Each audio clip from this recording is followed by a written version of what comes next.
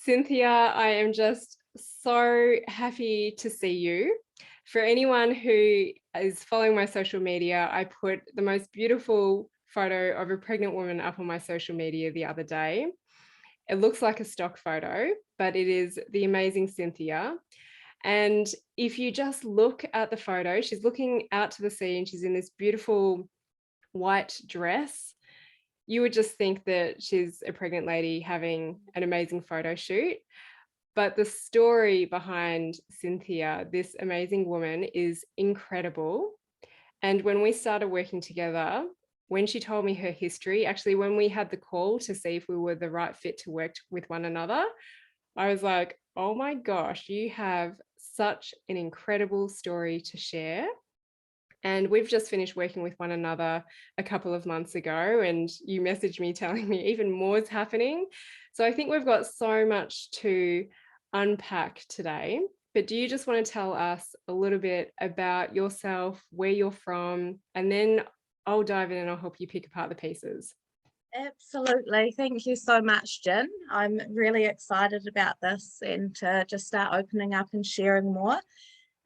So my name's Cynthia Mansfield, and I have been on this really incredible personal growth journey for, I feel, longer than just my cancer journey, but like since motherhood, so coming up 5 years.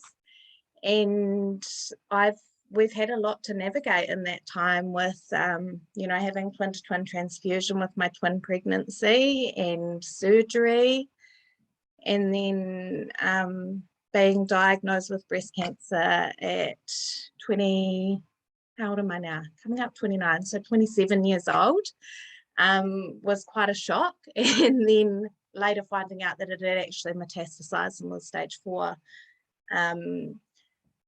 But I've just always, as a part of my personality, is always trying to find the positives in a situation, or looking for those blessings. So my favorite saying during the early stages of my diagnosis to all the nurses was, only good is going to come from this. And coming up 2 years later, it's really starting to show for me that only good is coming from this journey. And I've learned so much about myself and gained so much more confidence within myself, and it's been incredible. Yeah, even just to come on here and actually share your story as well. Yeah, that's been a little bit nerve-wracking for me, but I'm so ready and so excited to start opening up about it all. Yeah. I'm so happy. And don't worry, I'm going to be taking lots of deep breaths as I am listening as well. So you talked about a couple of things. We've got some other surprises that you're going to drop maybe earlier in the piece, but a couple of parts of your journey. And I think, my gosh, you're 29 now, and I was only having my first and our only child at 29.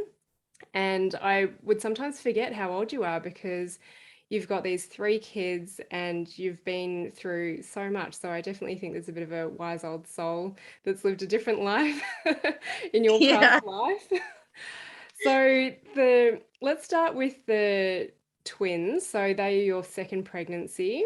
You've got 3 beautiful children. It was your second pregnancy, and you talked about the twin-to-twin transfusion syndrome, which is a big thing that I would perhaps interview someone about on just that topic. So let's start with that, and just tell us about your journey and a little bit about twin-to-twin transfusion syndrome.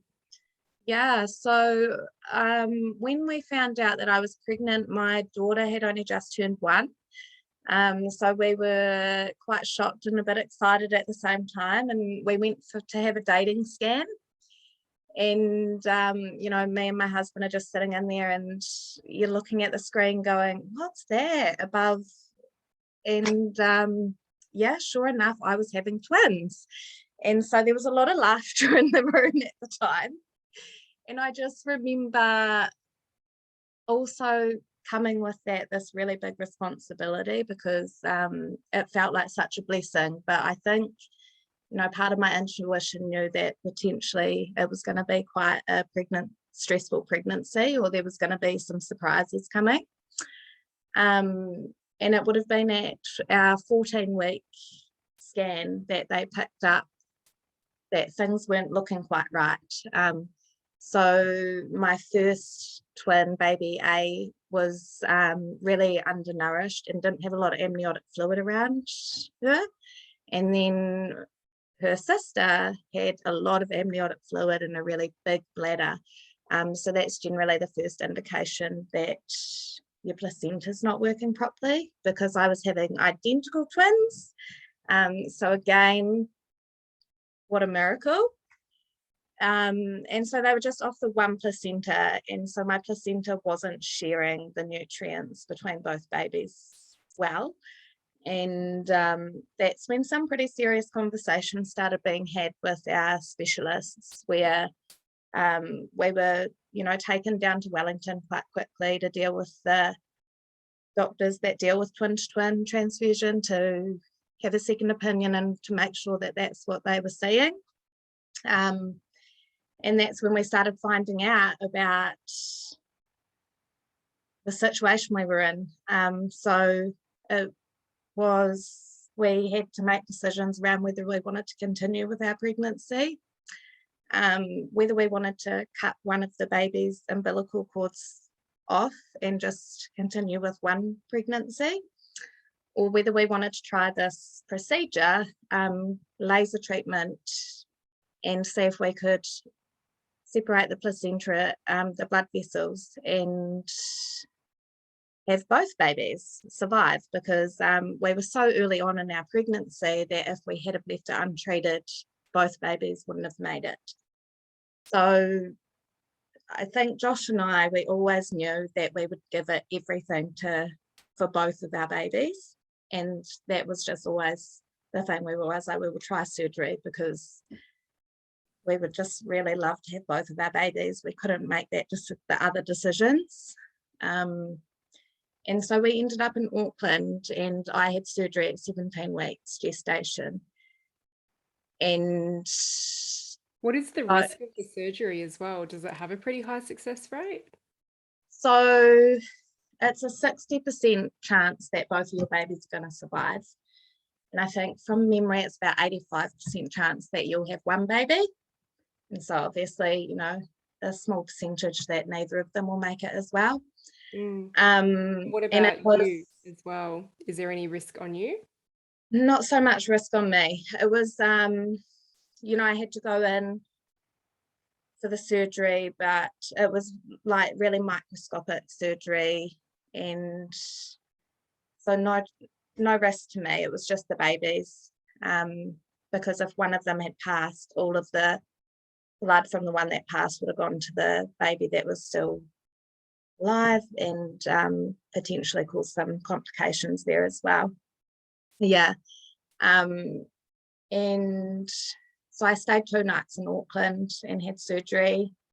And the second day, I remember them doing a scan to see how the babies were going, because I wasn't feeling a lot of movements at this stage. So I remember coming out of the surgery and just being like, yes, I can feel my babies, they've made it. And then, as time goes on, because you're not feeling those movements, you just start wondering, like, how are they doing in there? So we checked in the day later, and they were a little bit concerned about our second twin, who was actually getting all the nutrients. So essentially what had happened is she was adjusting to the change in getting all the nutrients to not as much and getting less of the placenta. And that had kind of stressed her out a little bit. And so we had to be monitored for a bit longer to see if that was going to correct itself. And thankfully it did. Yay. Yay. Yeah. And then it was just really keeping myself rested after that, because obviously they go into your waters and you're at a higher risk of going into preterm labour. So that was a bit of a fear for me. Yeah. So for anyone who's watching the YouTube video version of this, we'll explain why Cynthia is bouncing around at the moment. We haven't dropped that ball yet. So, but you might be able to guess. But you move around as much as you need to, and you can stand around if you need to as well. So Thanks. just tell us, with the birth, I am curious, did you have them, was it preterm? Was it natural? Was it C-section? Yeah, so I had them preterm. So I had them at 34 weeks and 5 days. My waters broke at home one night, went into the hospital, and about 48 hours later, I went into labor naturally. And I had them naturally. It was a really incredible birth. Mm. Um, they came without even the doctors knowing. So it was a Really? very, yeah, it was amazing. There was a lot of laughter, and they both were very eager to come. So I think, I pushed for all of about 10 minutes, and they were both here. And they were quite quickly rushed off to Skaboo. So were NICU, the special care baby unit, because being prem their lungs, they needed some support with breathing. So that was really full on. I don't think I really started to process that until like this past even 9 months to a year. Have it birthing your babies and not getting that skin to skin, and seeing them struggling to breathe and taken off into another area. And then obviously I needed to recover. So it was probably about half an hour before I could actually go through and see them, which potentially could have been a good thing because they were working on them and stabilizing them during that time as well. So by the time I got into Skaboo, they were in these beautiful little incubators, and I remember seeing Aura for the first time, and I just broke down. It was really emotional to see your baby struggling like that or needing that much care. She was on a CPAP machine, so her whole face was covered, and it's just pumping oxygen and breathing for her. So, you can see the belly rising and falling. So it was quite an overwhelming space to come into as a new mother. Mm. And Opal, she was doing really well. She was actually really alert, which amazed me for a preem baby to be so awake and looking around. But she didn't need to be on a breathing machine. It was just like feeding for her. And they were both really strong. And within 24 hours, Aura was off the breathing support, and it was really just growing and feeding because being preem, they hadn't been able to wake themselves up to breastfeed. So we were tube feeding them for probably about a week and a half, and then I'd start breastfeeding them when I could get them latched on. Yeah. Mm. So they were in there for about 3 weeks. Yeah. And so that's why, on the social media post, I said, gosh, just dealing with twin-to-twin syndrome, transfusion syndrome is one thing, and then having to navigate the choices that you had to make. And quite often we don't process things. And because you're pregnant and trying to organize your life to have 3 kids in your life as well. And then, for some women, having 1 baby or 2 babies, which, it can be relatively common with the twins, kind of because they're often born preterm, that they get whisked off to the NICU. And that can be an experience to process in itself. But because all of a sudden you're a mum of 3 kids now, and Alexia, Yeah. she was still quite young as well. And then the breastfeeding, navigating 2 babies is just often the ability to process emotions goes out the window. And so birth trauma, birth experience is just often something that we work through. And this is something that we worked through as well. And often we don't get those answers around, okay, well, actually, this was essential to have that separation. We don't get those healing answers until many years later. And actually, for some women, it can be 10 or 15 or 20 years later. So I'm grateful that we got to work together and process this within, a few years. So can you just tell us a little bit more about how you felt about that, or your experience around processing twin-to-twin transfusion syndrome, those decisions, Yeah. and the babies in Skaboo? Yeah, it was so interesting because I think I was in such that survival mode, that fight or flight, and just needing to be there for my babies. And through the twin to twin, I feel like we flowed with it, and we just tried to stay positive. And I talked to my babies every day, and we named them, and we were just sending them so much love. And I also was working with my friend over in Australia who's a healer, and she was just saying energetically everything that, these babies are really excited to come through. And so, that I kind of held on to that through this time as well. Looking back at it, I was having a lot of anxiety. I was really short of breath all the time, kind of what I would now call panic attacks, but wasn't aware at the time. And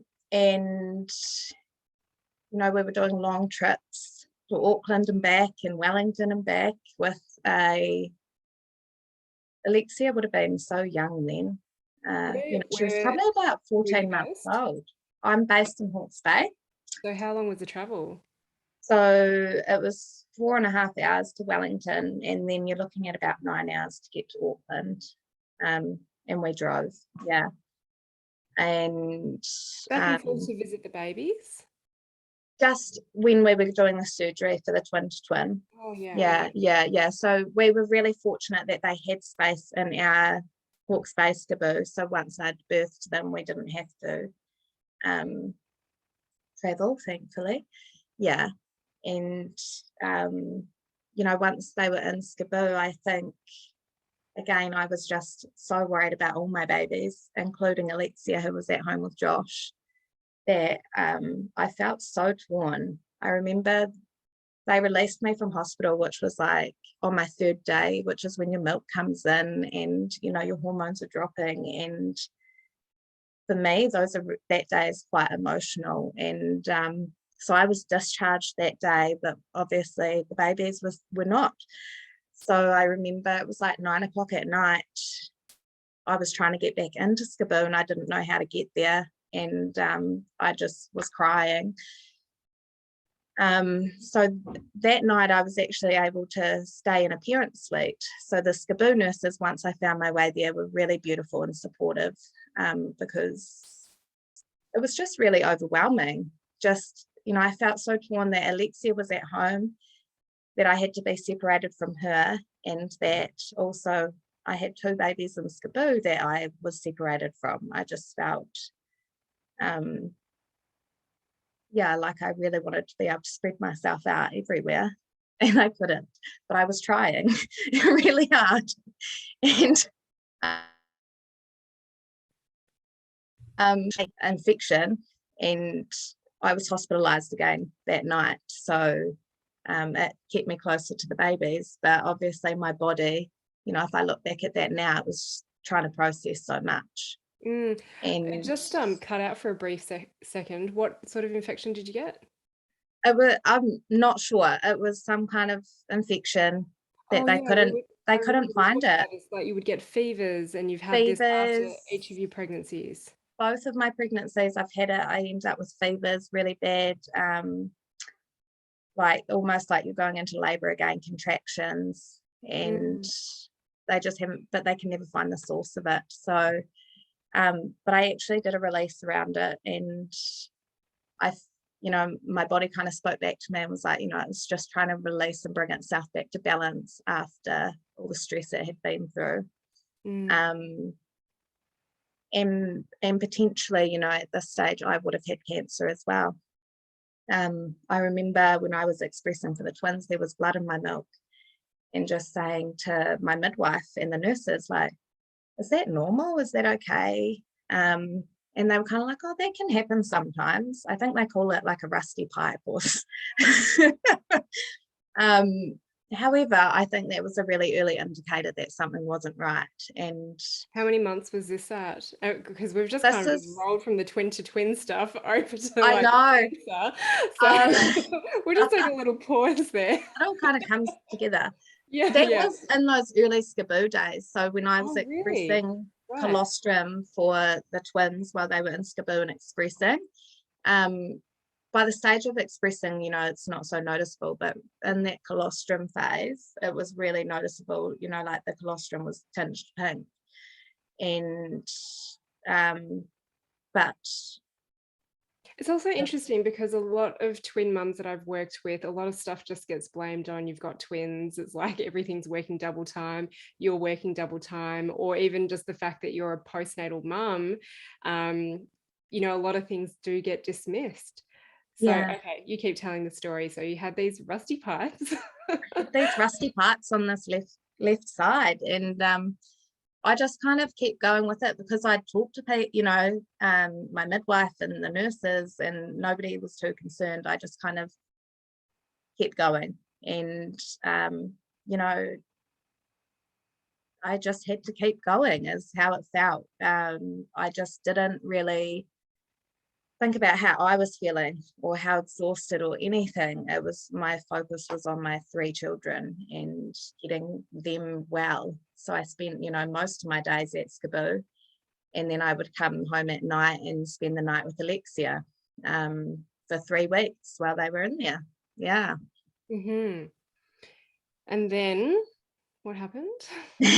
And then they came home, which was really exciting, and something that I just was not quite prepared for either. You know, breastfeeding twins through the night, and I was really blessed to have so much support. You know, I spent a lot of time with my mum, so she'd help with half the night in feeding, and then I'd do the other half of the night, or Josh would do, you know, help with the night feeds as well. And you know, that first year for me, being a mum of twins, and really 3 babies under 2, because Alexia was 19 months when they were born,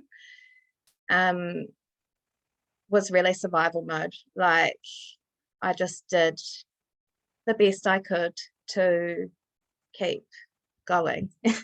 Yeah. I remember, you know, not long before I found out that I had breast cancer, I was listening to a book about postnatal depletion and just sitting there crying and bawling, like, I feel this, but I just don't know what to do. I don't know how to step out of that overwhelm, or even begin to start processing what we've just been through, because I feel like that was a really big contributor to how I was feeling as well, and how drained I was feeling, because I just hadn't thought about it. I just kept going, kept putting one foot in front of the other. Yeah. Yeah. Now you said 3 kids under the age of 2. Normally we'd be going 3 under 3, and like that's heaps. It's like, holy cow, 3 under 2 years of age. Like some people are still breastfeeding their first kid. Yeah. For Yeah. 2 years.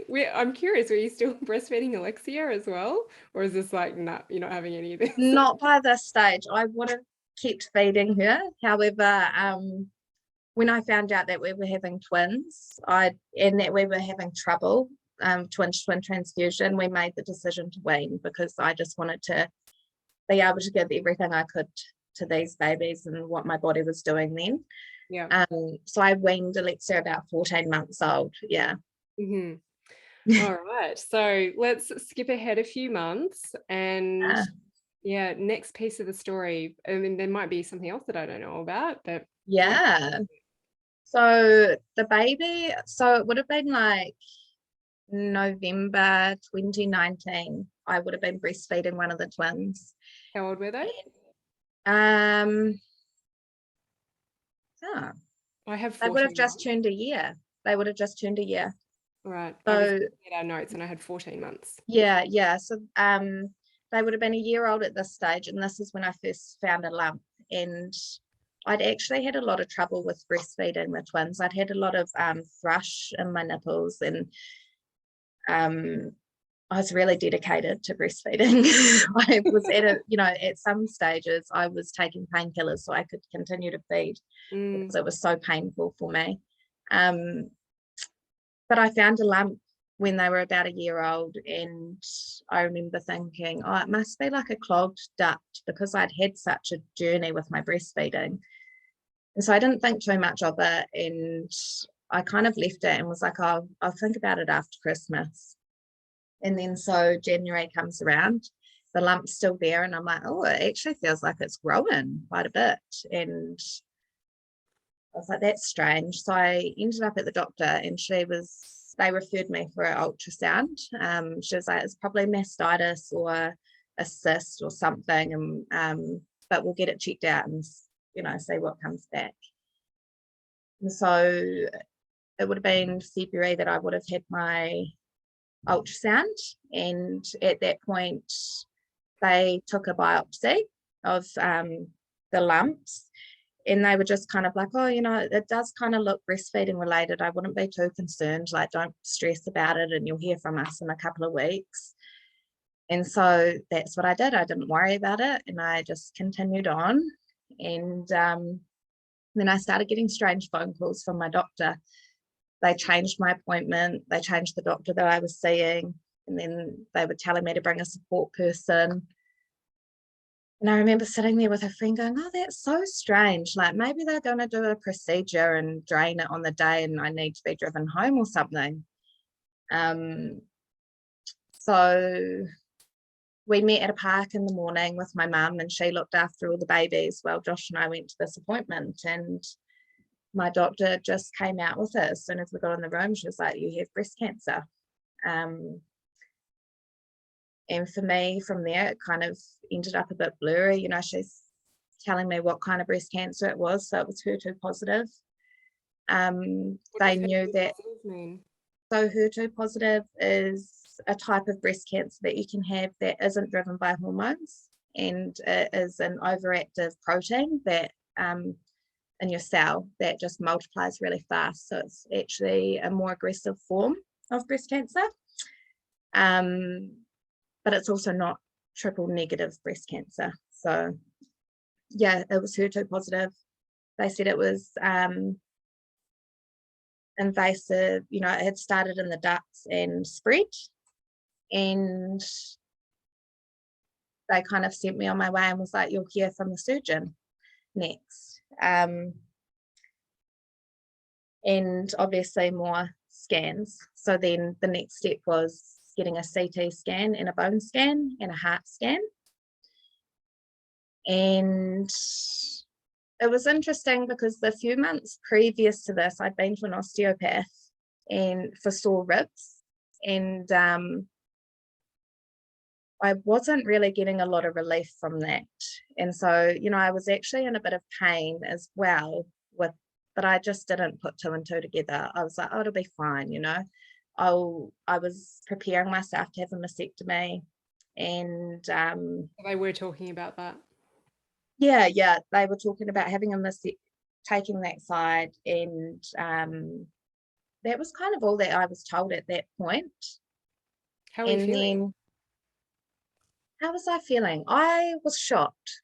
Did you cry? It was, but I cried. I bawled, and so did Josh. You know, we were both just crying on the way home in the car, and you know, I was holding him, and I was like, you know, I'm going to be okay. I've got this. And I remember saying to him, I don't want to do chemo, but I'm going to be okay.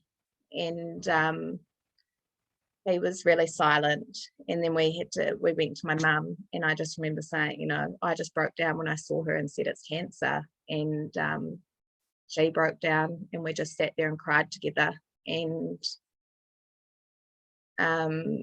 yeah, it was quite a blur after that. I remember I felt a lot of fear. You know, I overnight changed my diet.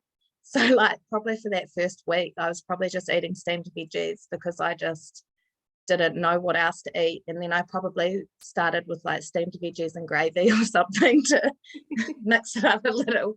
But I was just so petrified of what anything I put into my body would do to me until I kind of knew more. And so I would have found out, I think it was the 11th or the 13th of March is when I found that out. And then in between 2020. And then on the 26th of March, which is actually my mum's birthday, is when I got the scan results from my surgeon. And that was really strange. So she just said, it's stage 4, there's nothing I can do for you, and we have to refer you on. And that's probably when I started to feel like So I'll just really. clarify, stage 4 or like metastasized means it's spread. And where had it spread to? So it had spread into my lymph nodes on my left side and into my bones as well. So that's what my rib pain was. I'd actually fractured a rib. And it was in my pelvis as well, which I'd been having sore lower back, and yeah. Yeah. All right, so you started to feel. What did you start to feel? I just, that day just really broke me open. I felt grief, I felt anger, I felt fear, and I just felt so much sadness at the thought that I may not see my children grow up. They were so young. My twins were 14 months old. Alexia would have been a little bit older too, just over 2. And but I look back at that time, and that's when I really started to feel emotions, because I don't think I had really allowed myself to feel before that.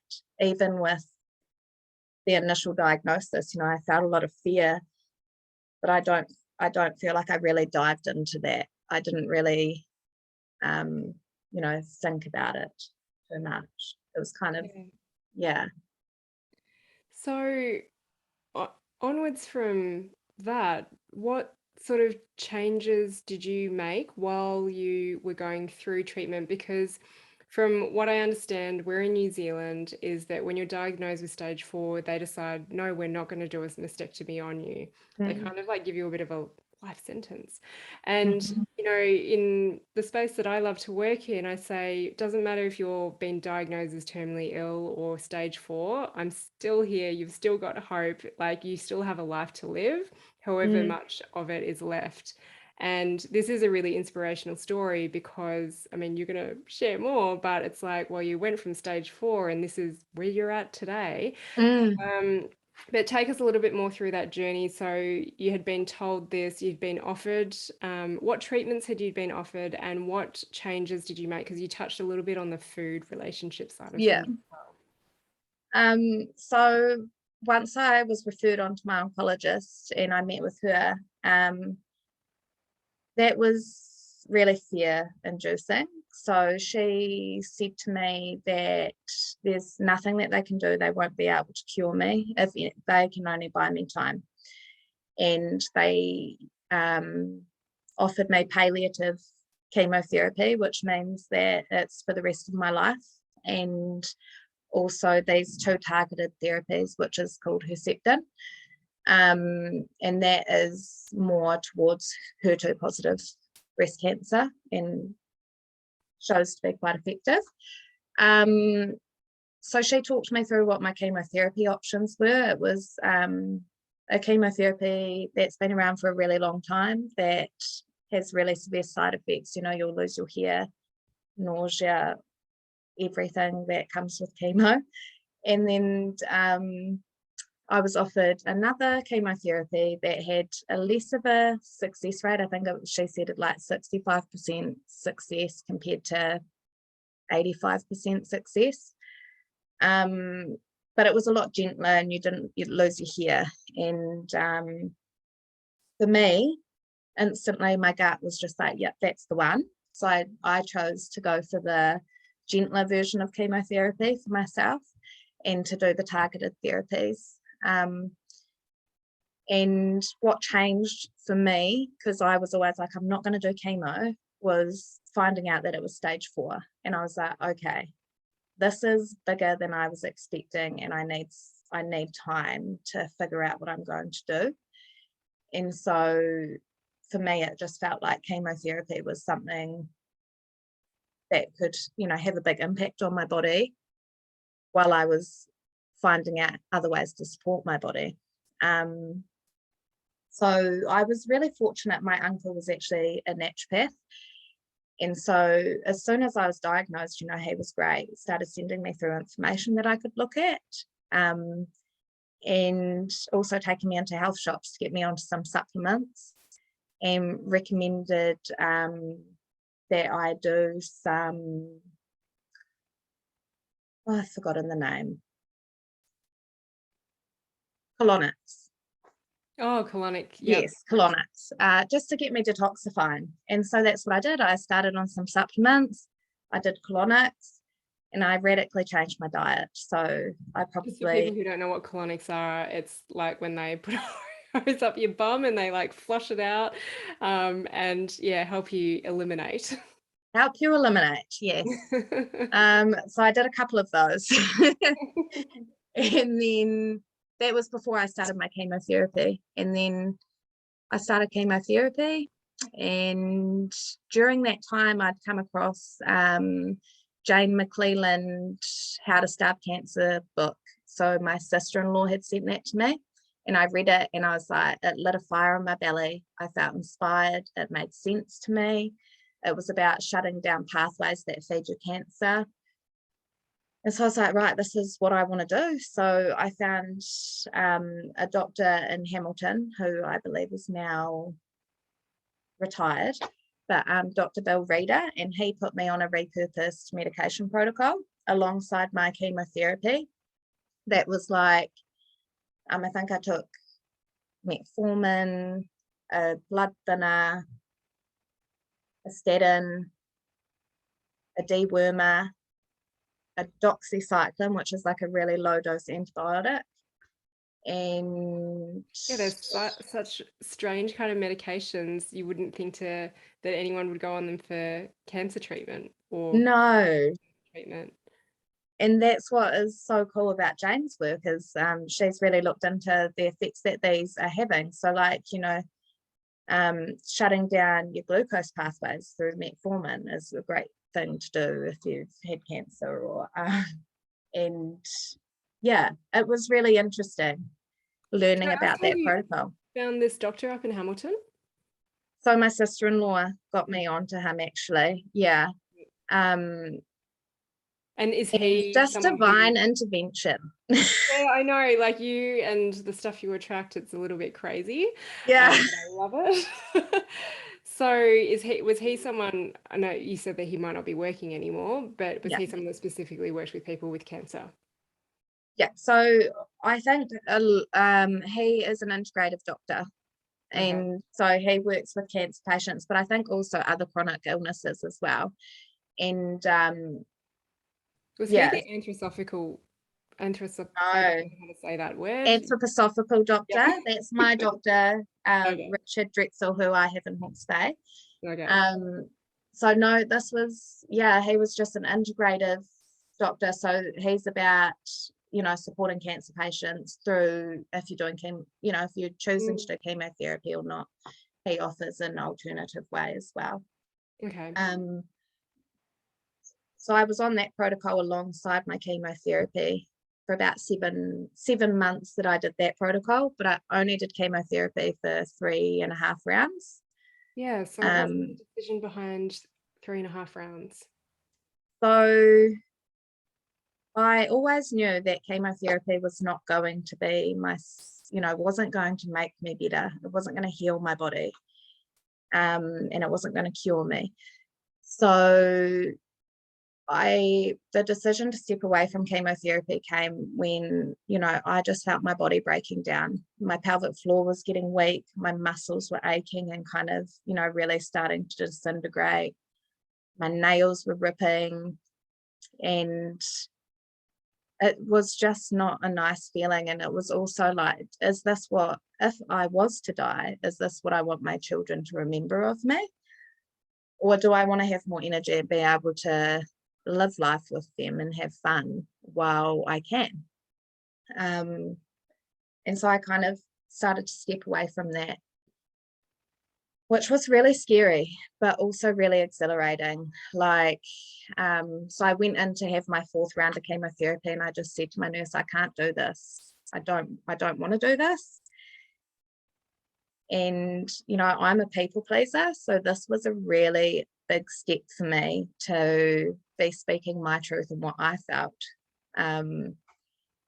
And it took me a lot of courage to actually come out and do that. Yeah. But she was amazing. Like, she was like, that's absolutely fine.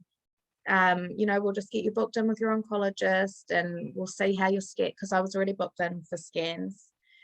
We'll see what your scans come back as and we can reassess then. And I skipped out of that room. I was exhilarated. I was so happy.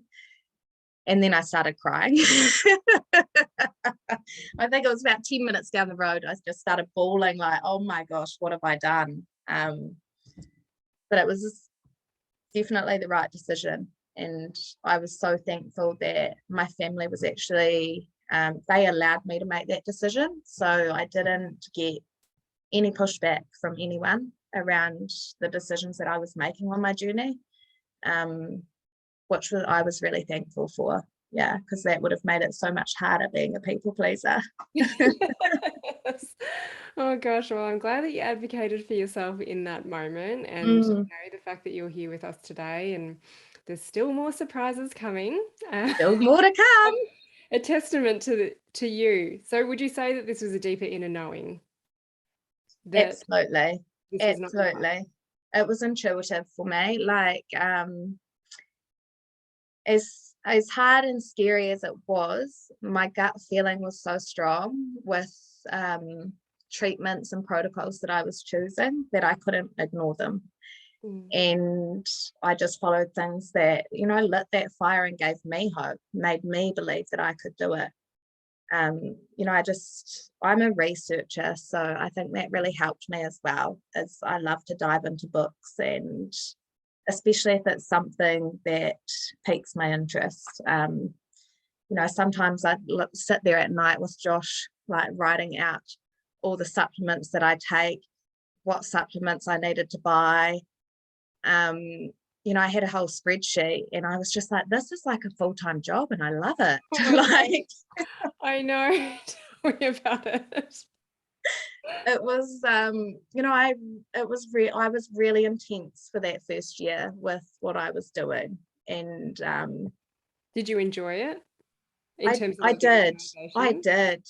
I found it, even before my cancer diagnosis, you know, I had an interest in health and, you know, diets and all this, but I just kind of never really had the drive behind me to follow that path as such. But yeah, no, I was really enjoying it. And, you know, after we got over the initial shock, I was really, really happy. And, you know, Josh and our relationship got better. It was almost going back to a honeymoon period, because I think we were so focused on, you know, bringing through that upliftment. And I just really started to look at my life and how I was living my life, and if that's how I wanted it to continue or if I needed to make changes. And so, you know, I look back before I was diagnosed and I had so much to be thankful for, but I also don't feel like I was happy. I wasn't really acknowledging what I wanted or how I wanted to live life. And so being diagnosed with cancer really made me start looking at that and start making those changes. So I started becoming really happy through that time and doing what I wanted to do and what was bringing me joy. Yeah. I don't know if you remember on release, I often share an excerpt from The War of Art by Stephen Pressfield. And there's that page about the lady who gets diagnosed with cancer and basically goes and lives her life. Now, it's not a true story, but you are the true story of that. And basically how her cancer goes into remission, because she goes and does a whole bunch of stuff. I cannot remember it, but that is just such a good book. And I felt like it summarized everything that I do and the work that you know I do around how if we really did just go and live our life and express our truth, then addictions and violence and jails wouldn't exist and dandruff would be cured. It's a great excerpt in this book. Yeah. Anyway, let's continue with your journey though. So It's so true. Like, it has been so true for me. That's, Mm. you know, what's really worked for me is just living life the way that I wanted to do it, and actually diving in deeper to who I am. And Yeah, because something you said to me is, well, actually, I felt really at peace throughout, which is incredible. yeah, Did you tell your kids? Were they no, surprised? I never really, I never really sat down and had that conversation with them. And so they would have been, the twins were 14 months and Alexia would have been coming up too. So Mm. I don't think they, I didn't know, I didn't have the words to explain it to them. And I Yeah. didn't want to instill that fear in them either, that, Do they they know might now? me. Um, I've tried to open a dialogue with Alexia around, like, have you ever heard mummy talking about cancer and did you have any questions? I have started talking to Alexia about it a bit more now, that because How I old have a are you port.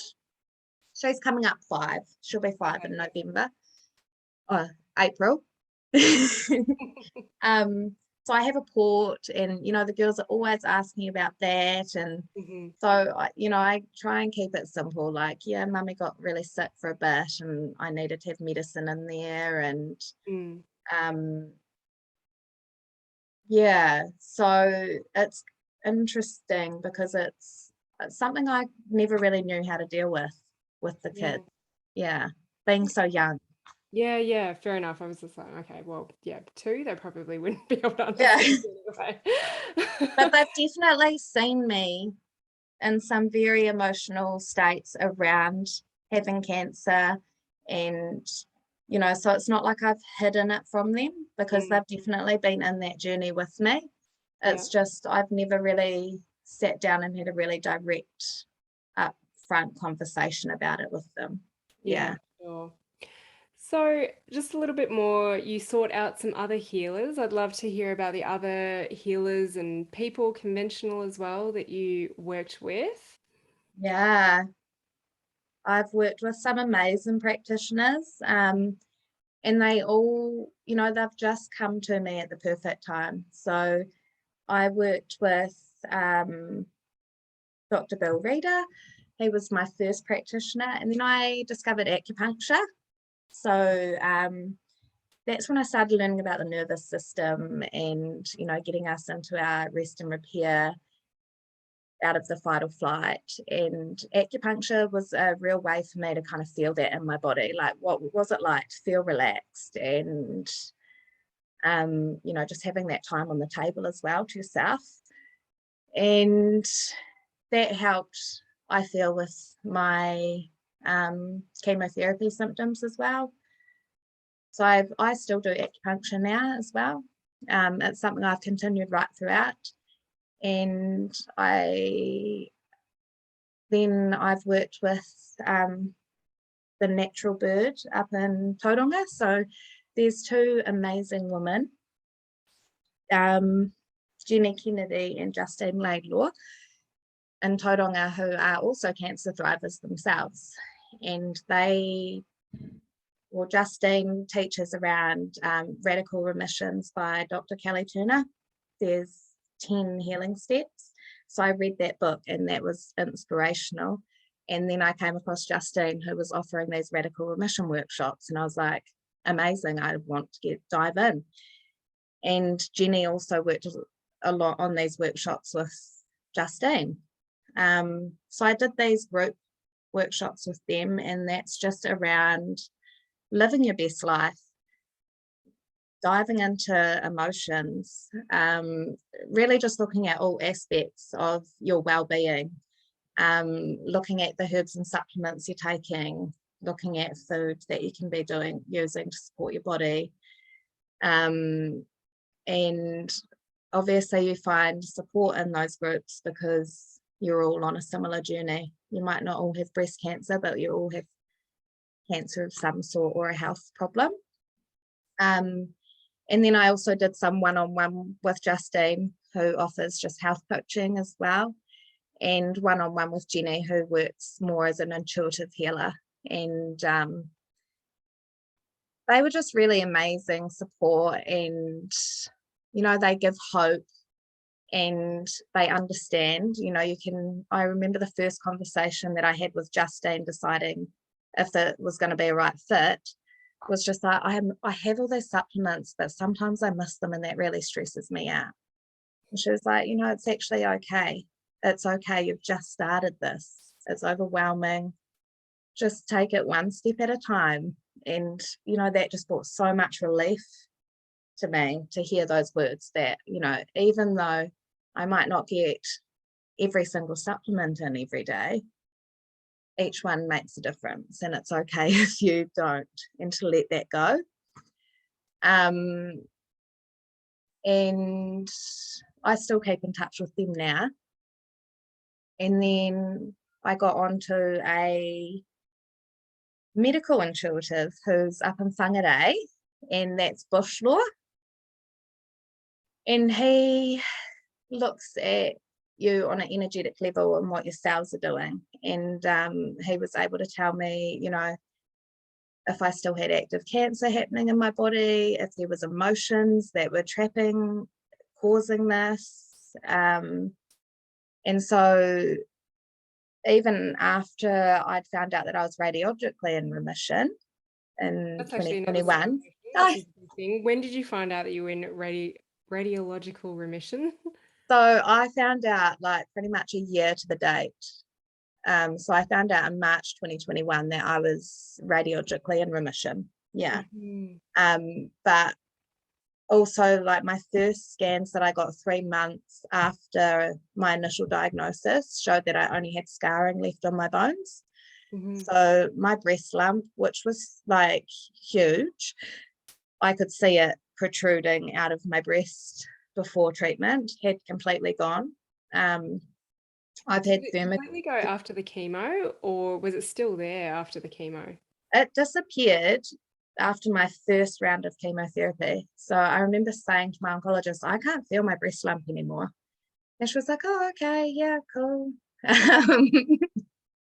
And it wasn't until I'd actually said, I'm not doing any more chemo, that they were like, oh, well, we'll refer you on to the breast surgeon then.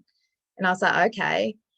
But she, you know, examined me and goes, I'm not going to send you to the breast surgeon because there's nothing there. So there's nothing for them to operate on. And I was like, yeah, I knew that. Yeah. Thank you for the confirmation. And, you know, I've had thermograms since then through the last couple of years. And again, they come back pretty good. You know, there's no evidence of any cancer or tumors in there. Yeah. So the metastases, the spreading in your lymph nodes, your pelvis, into the bones, there was just scarring on the bones, and that's it. So, and wow, that's incredible. And my bones are, you know, like my last scan, they said my bones virtually look almost normal. There was a tiny bit of scarring on my sternum. Yeah. And so I'm due some more scans in April, and we'll see. Wow. Before we just go on to the next bit, which actually I just realized is not a surprise because I dropped that bomb at the very start and with the picture that I shared. True. But with food, because often people adopt a diet, you talked about the starving cancer diet. Is this something you've had to work on? Absolutely. So I hired a nutritionist who worked alongside Bill Reader at the beginning. Katie Boyd, and she was in Auckland, and she was amazing. She specializes in cancer.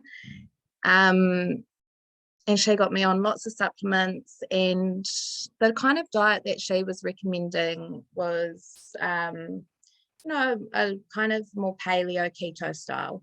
So low carbohydrates, organic. I switched to organic meats, lots of bone broths, and a lot of veggies. So I kept it really simple.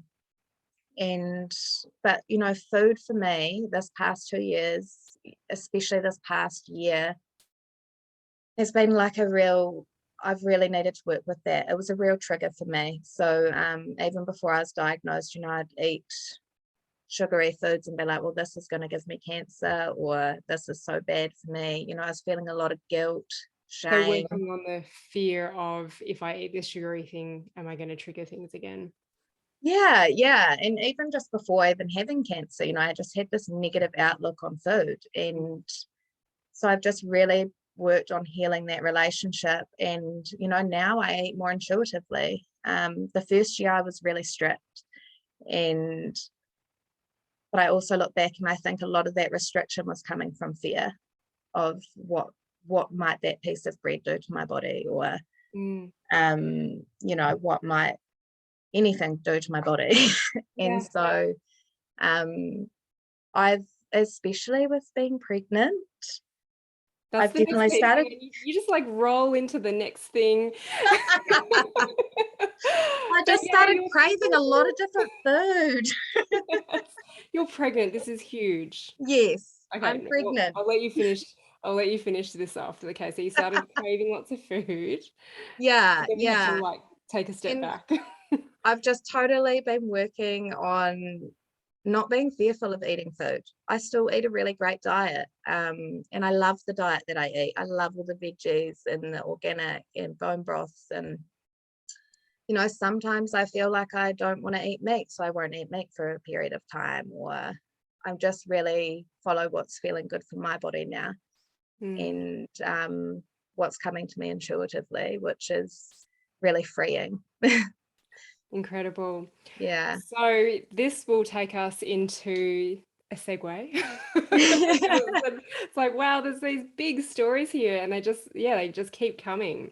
Yeah. This is where we'll start talking about our journey working together. But first of all, how pregnant are you?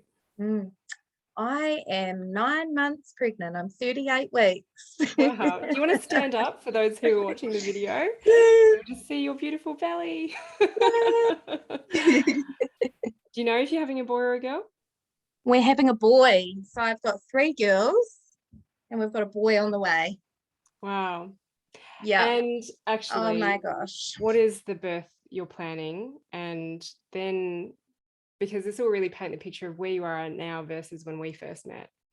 Yeah. So I'm planning on having a really beautiful home birth, and I'm so well supported by friends and family. And I plan to have the girls there, and it's going to be a real welcoming. This baby has been such a blessing and has brought through so many more awarenesses and opportunities for healing than I could have imagined. So yeah, taking that leap of faith and having this pregnancy has really been incredible for me, and I'm so excited to be having my 3rd labor soon. 3rd labor, 4th baby. First boy. First boy. Yeah. And so you've got the support of your oncology team and doctors and all that, which I think is pretty incredible. Yeah, so that was when I first found out that I was pregnant, that was really scary, because I'd been recommended by quite a few doctors and oncologists that I'd met with to not have any more children, as potentially that may have triggered my cancer.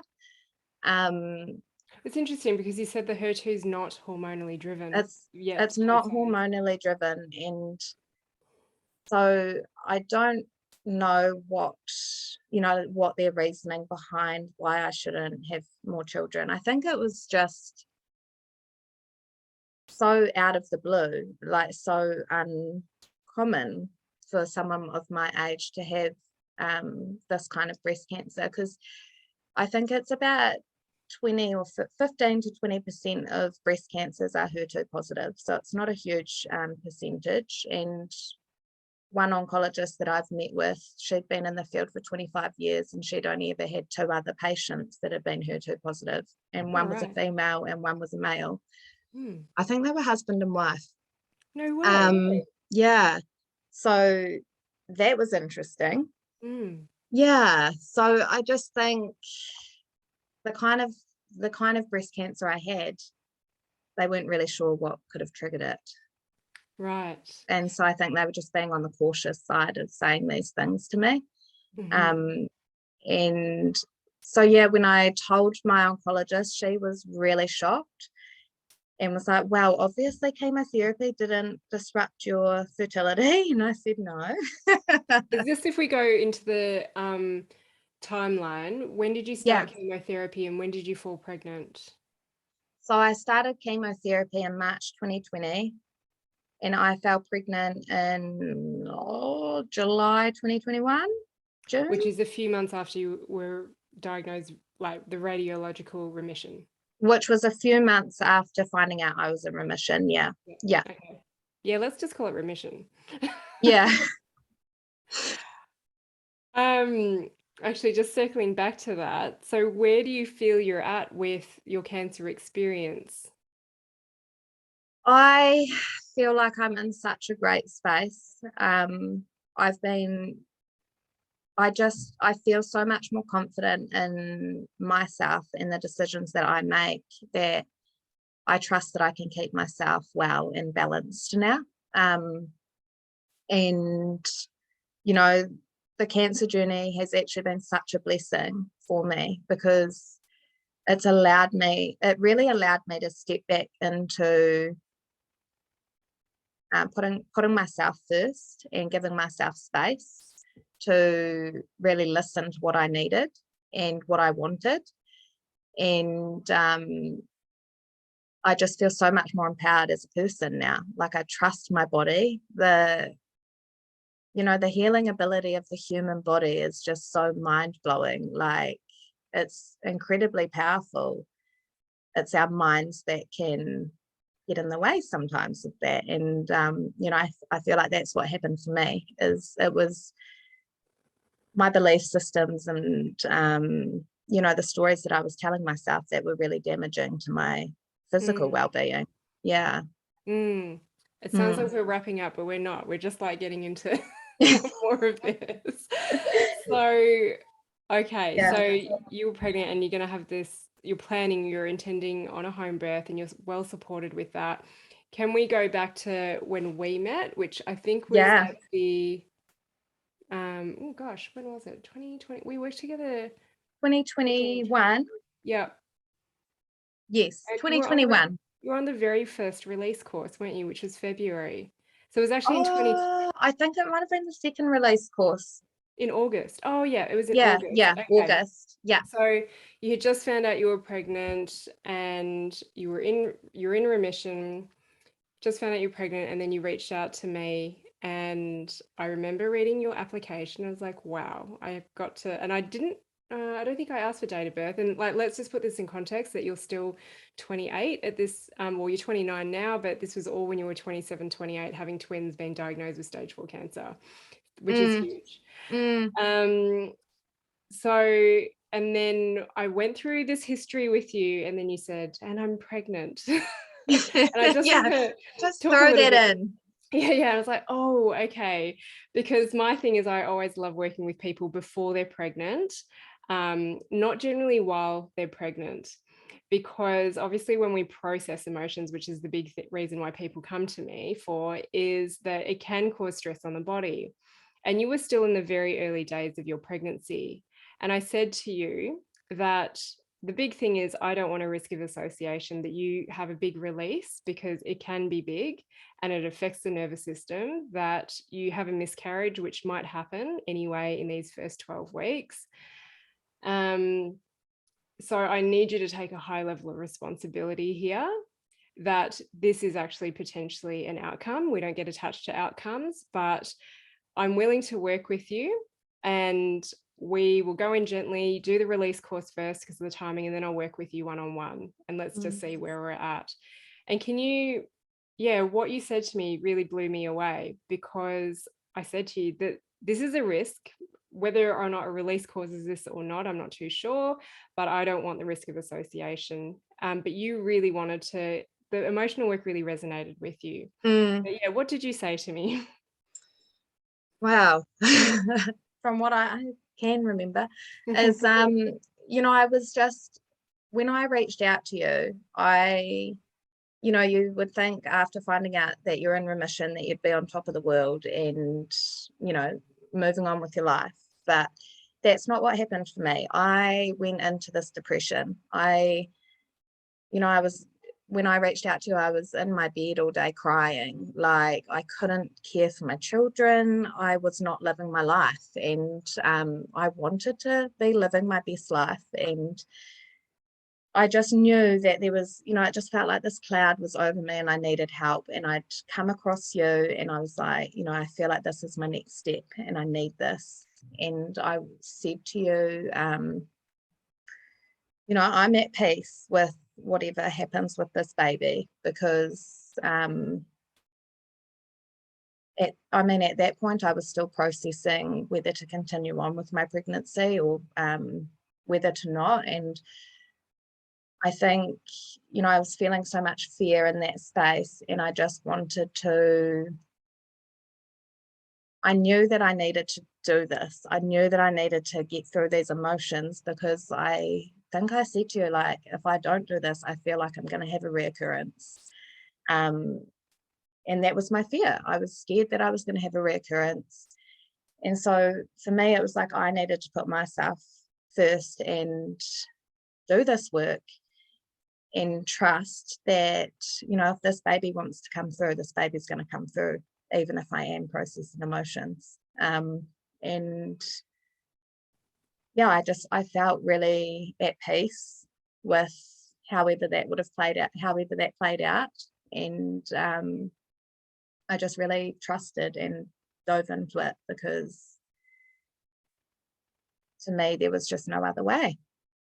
Yeah, and Yeah. amazing. And I'm so glad that I decided to work with you. And I'm so glad that we continued on as well, because yeah, most people would just say, no, I'm not going to work with you. But then here you are sitting in front of me going, well, this is the state of my life. And you're actually, you've still got it in you to reach out to say there must be another way. You definitely have like this hope, which is just so amazing. And some people say, why do you give people false hope? And it's like, well, no, it's not false hope.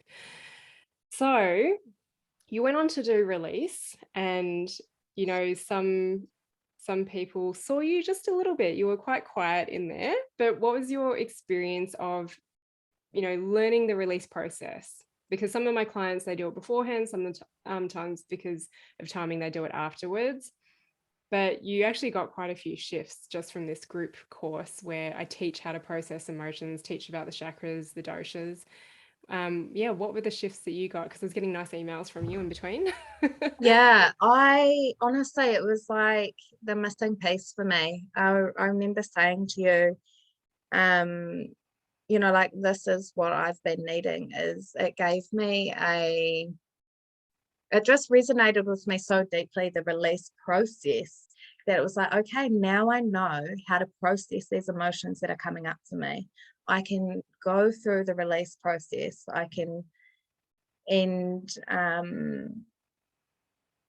Just trying it out and then feeling the shifts was incredible. I did releases around like my twins, the twin birth that I had in Skidoo, and just the overwhelm. And going through that release, I saw a shift in not just myself, but also them as well. Like, our relationship evolved and changed and deepened. And again, I did releases around, my parents, my mum and my dad. And those relationships just keep getting better now, like in my day-to-day as well. And I feel like, they're getting to know me on a whole nother level, because going through these releases made me realize it's not around blaming anyone. It's nobody's fault.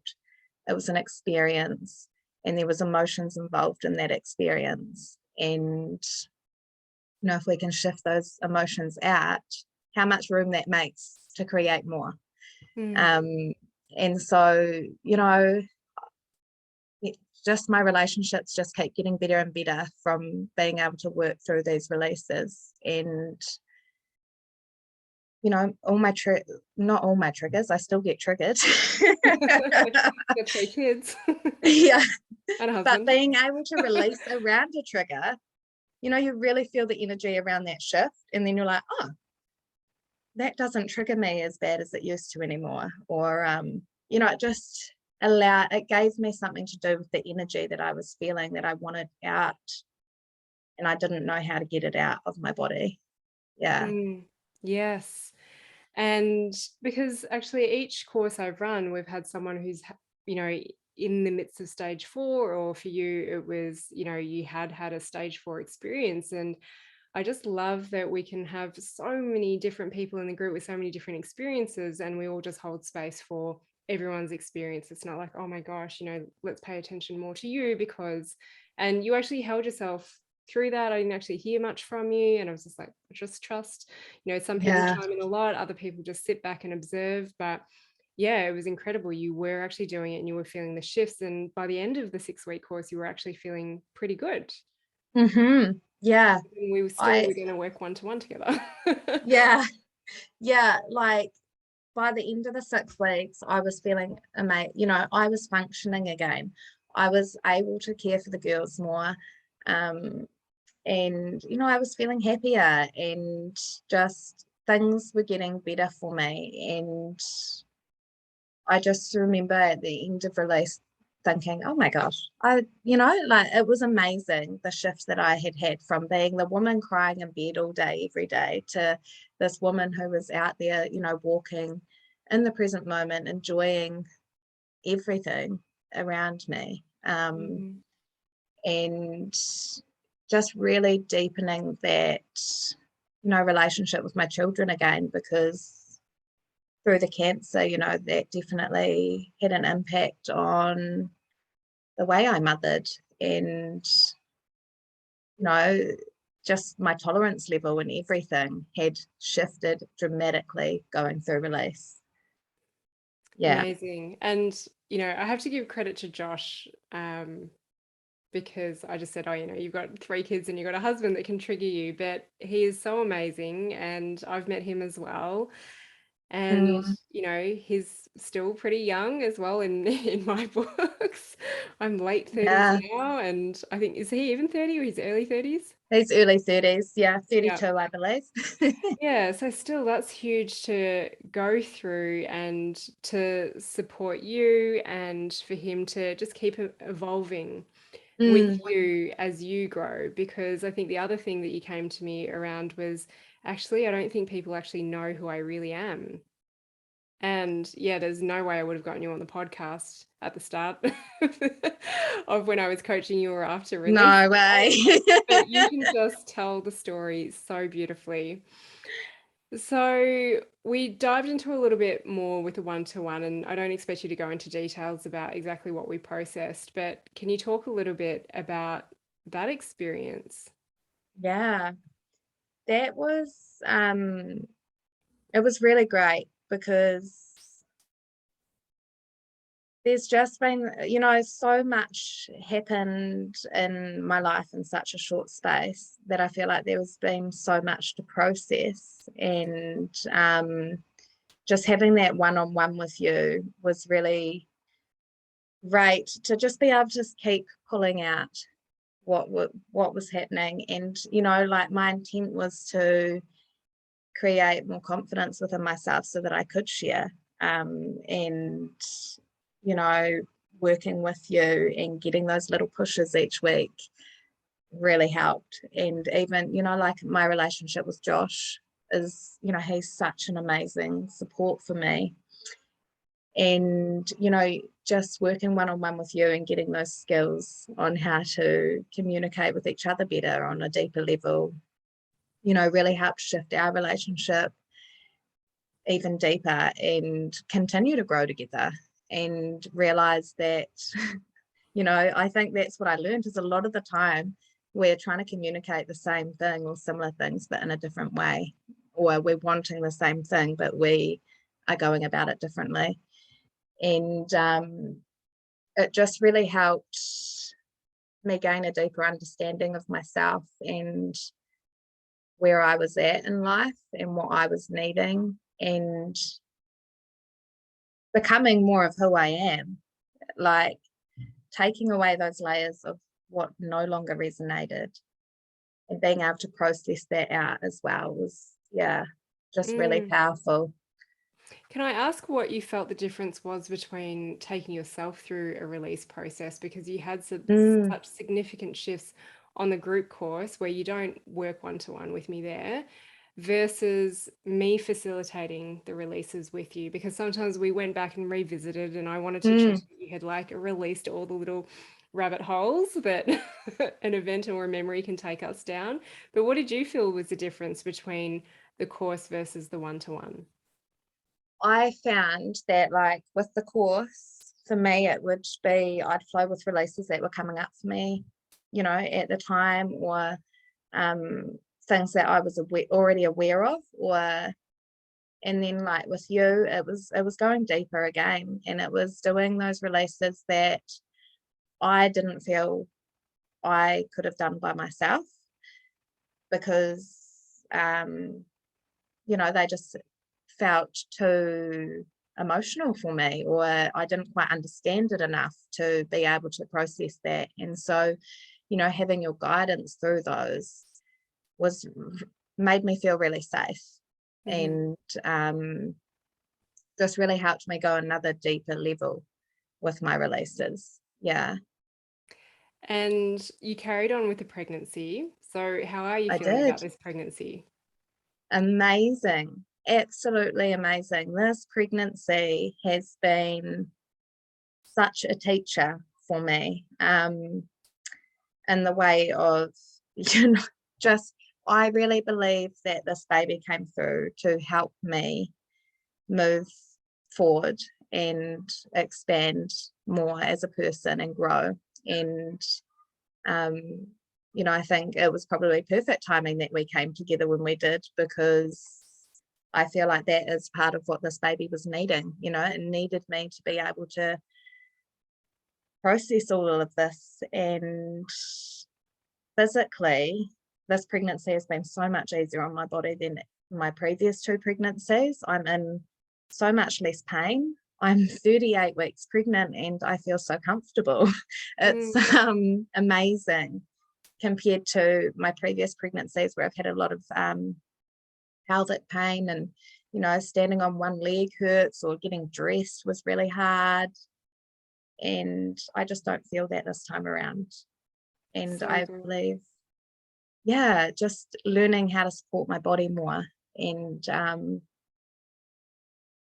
so much amazing things has come with this pregnancy around learning about myself even deeper, and, you know, healing my relationship even around my body image, and really embodying and loving my body for however it chooses to show up for me. And you know, I just feel like this pregnancy has really helped even deepen that connection to my body, and just bring in a lot more self-love around that. Yeah. Incredible. It's just so amazing. What do you Mm. feel like, you know, regardless of working with me, just overall in the last couple of years, what has been your biggest breakthrough? Oh, my biggest breakthrough. There's been so many. I think, to be honest, is being true to myself, learning how to speak my truth or stand in my truth. We just lost you for a minute. Can you say that Oh, again? Because it's still powerful. where did I cut out?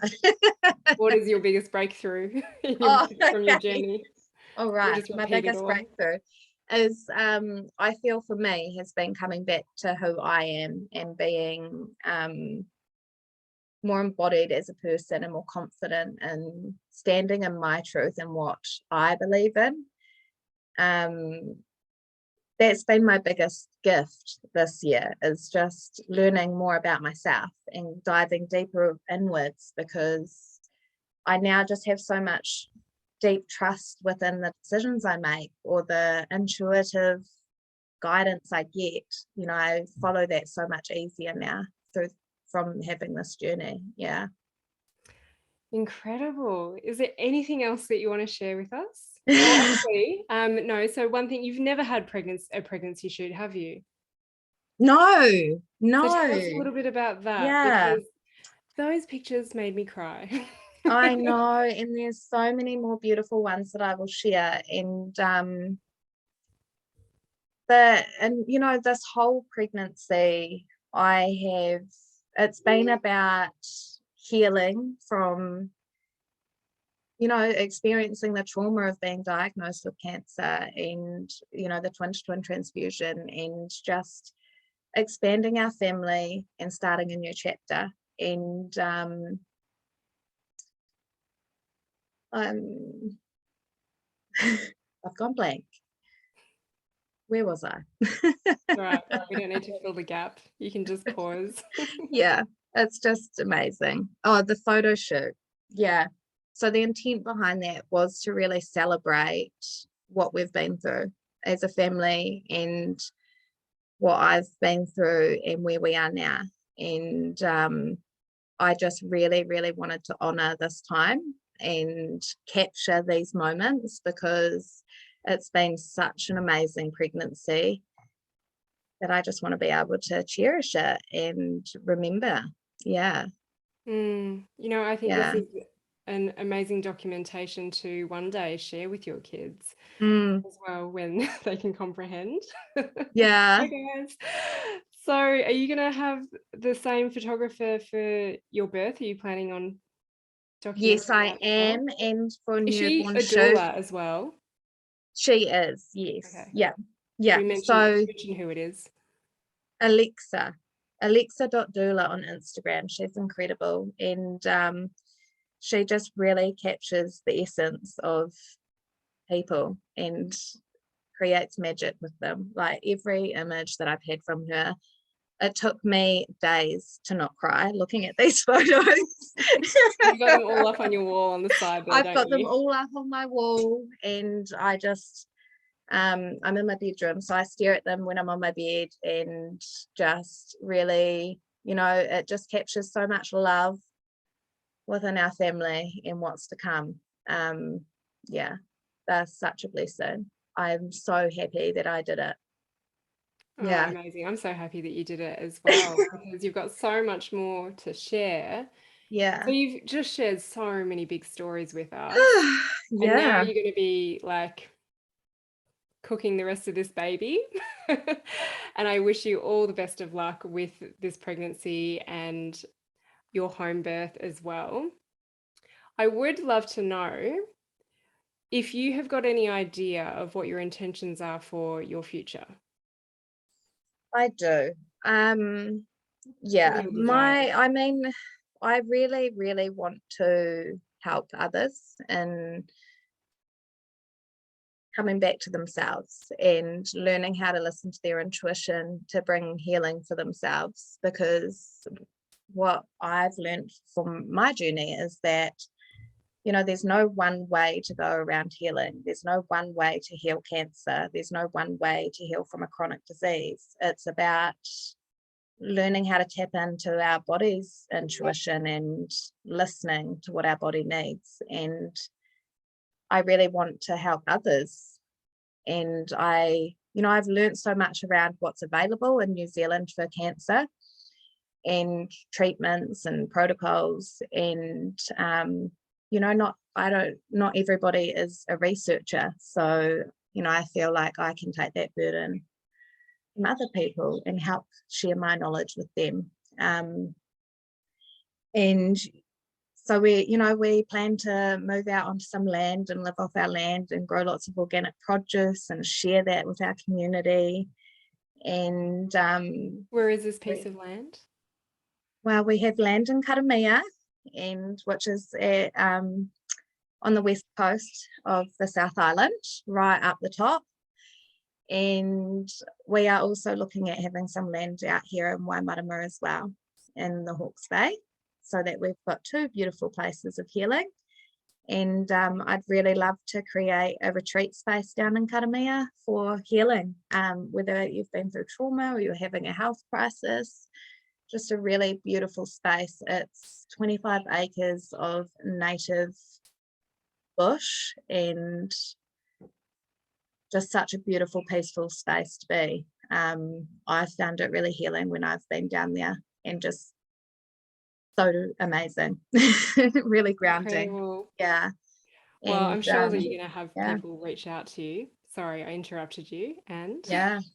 Well, I'm also, I'd really like to create a kind of mobile health clinic to offer people services, whether to help them on their health journeys. Yeah. amazing. And I just think that you are so grounded and have an incredible ability to guide people. And I just, we'll be keeping in touch and I'll be following Yeah. your journey and all the little celebrations and milestones. And I can't wait to see this baby and hopefully meet you in person one day because we're both in New Zealand. Yes. I do love Wanaka.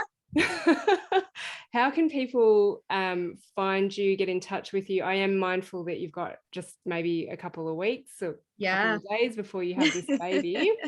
I also just want to reiterate that, only supportive messages, nothing negative. Unfortunately, this is something that can happen when people share their experience, is that negativity can be thrown at people. So obviously in the space of you cooking this baby and, all the amazing stuff that you've got going on, definitely only positive messages and inquiries. And how can people keep track of your journey? How can they find you?